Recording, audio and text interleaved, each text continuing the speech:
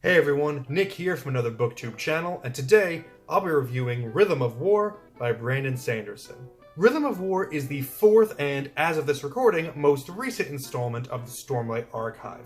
The first three books, The Way of Kings, Words of Radiance, and Oathbringer, were all in my top 16 books of 2022, so I was fully on board jumping into this fourth installment.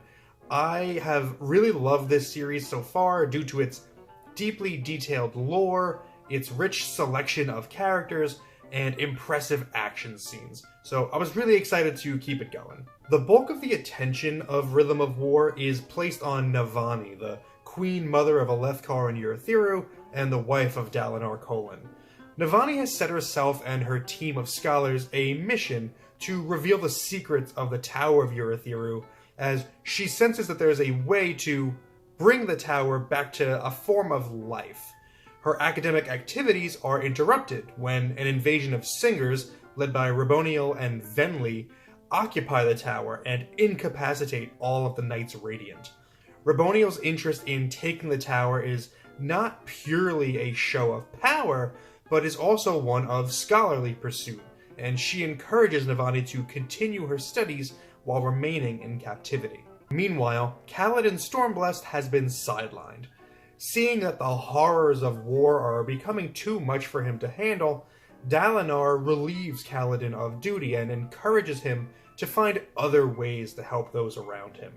Kaladin returns to his days as a surgeon, but with the coming invasion of Urithiru, he isn't able to enjoy it long. Finally, Adolin and Shallan venture to Shadesmar, where they lead a delegation to try and convince the insular honor spren that the coming threat of odium affects all of them, and so they must join together to survive. Oh my god, that was so many made-up words. I have a little bit of a headache now. There are a lot of really good things about Rhythm of War, but if I'm being completely honest, I was pretty disappointed by this book, and I would consider it amongst Sanderson's weakest efforts. For the first time throughout the Stormlight archive, I think this is a case where Sanderson let the story get away from him a little bit, and I'm not sure he really knew what to do with it for this book. If we take a look at the story of the Stormlight archive and where it is when this book starts, and we compare it to where it is when it ends, I just don't think that there was enough there to justify the book's imposing page count. Perhaps the most egregious example of this is in the subplot of Navani. Every one of her chapters is very heavily dedicated to her studies of realmatic theory, the study of the Cosmere and its fundamental properties. There are so many instances of forward story progress stopping dead so that someone can explain yet another science experiment in excruciating detail. I'm not against that concept in general. I think an example of it working really well would be the works of Andy Weir, like Project Hail Mary. But the difference there is that those books are entirely about the science, and the problems in those books are always changing, so the commentary changes with it. With Navani, the problem is the same throughout the book. She has a singular goal that she needs to achieve, and so she just goes on and on and on about how to test it, the importance of it, what happens if she fails. It's a very thin plot line, and it's stretched nearly invisible over the course of 1,000 pages. I like Navani as a character, but whenever I saw her name at the beginning of a chapter here, I would groan. As I said though, there are some really good things in here. For a series that is so celebrated for its depictions of mental illness, I think Rhythm of War is the best example of it yet. Kaladin has been dealing with depression since the start of the series, and in this book, he basically invents the study of psychiatry, or at least he puts things on the right track. While acting as a surgeon, Kaladin acquaints himself with the current mental health facilities in Urithiru and is disgusted by what he finds.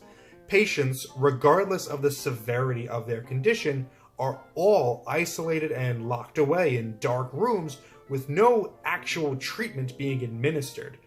The attitude by the Ardents is that Letting them out to mingle with one another would just allow them to feed off of each other's melancholy and make their conditions worse. It's clear nobody ever actually took the time to study mental illness or develop any treatments beyond throwing the patient in a hole where they can be ignored.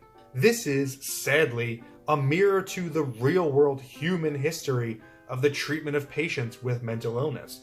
From Bedlam to Willowbrook, people with invisible disabilities have been treated this way for centuries. They'd be locked up, experimented upon, tortured, and left in their own filth for huge lengths of time. As long as they were out of the public eye and people didn't have to face the reality of their existence, it was fine. It wasn't until fairly recently in human history that anyone ever actually approached these patients with a scientific mind and a willingness to help. That willingness and patience to help is a big theme in Rhythm of War, and it is the strongest aspect of the book. There is a parallel between the mental illness of the humans and the Deadeye Spren in Shadesmar, who are also considered a lost cause and are treated as kind of pitiable beings. For the Spren, it's actually Adolin who teaches them the same lesson that Kaladin gives the doctors, culminating in the best scene in the entire book. It's a beautiful message that patience and real effort can go a long way to making someone who needs help feel like they actually matter. When taken as a whole experience, though, Rhythm of War just doesn't have enough momentum to justify its length. Adolin, who has the best chapters in the book, is a minor character here, and he disappears for huge stretches. Instead, we are primarily with Navani's repetitive storyline, as well as the singer Venli, who just lacks the presence of the more interesting characters. I think this book could have easily been chopped down to a reasonable 700 to 750 pages, and even then, I still think it might be a bit much. My arbitrary and subjective grade for Rhythm of War is 6 out of 10. Do with that what you will. Let me know your thoughts about the book in the comments below. Thank you for spending some time with me today, but now it's time to get back to reading.